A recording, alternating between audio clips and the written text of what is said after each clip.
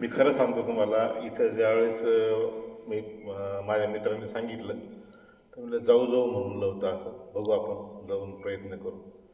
नंतर विचार आला नको यार, लई थंडी आहे, नंतर जाऊ यार, आता थंडी वाढली तर लई परेशानी होईल.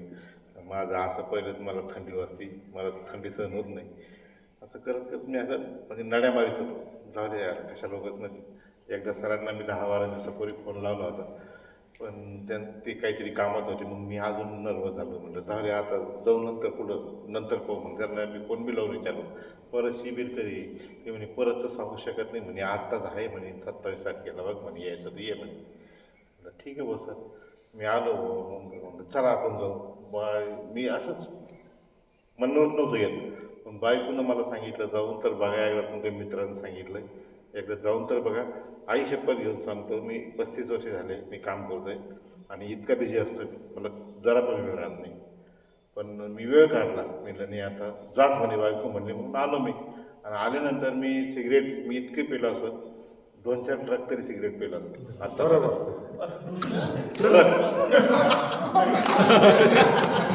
कारण एकदा मी सिगरेट शिलगवलं ना, मी परत माचीस लावत नव्हतो.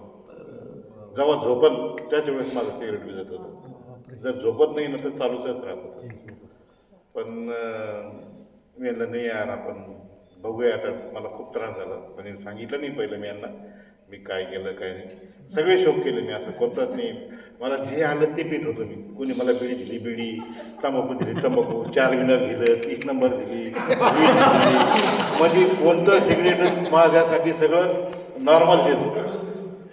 ते तर विचारूच नका. संध्याकाळ म्हणजे 4च वाजायचे. ती 10 रुपयाला बसायचो संध्याकाळी 9च्या नंतर, तर मला 4-3 वाजायचे रोजचे.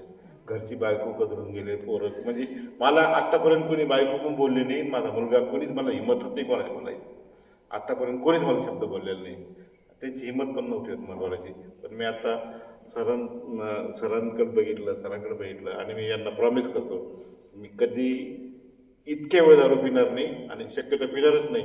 पण सिगरेट तर बिलकुलच पिणार नाही. आता सोडायचं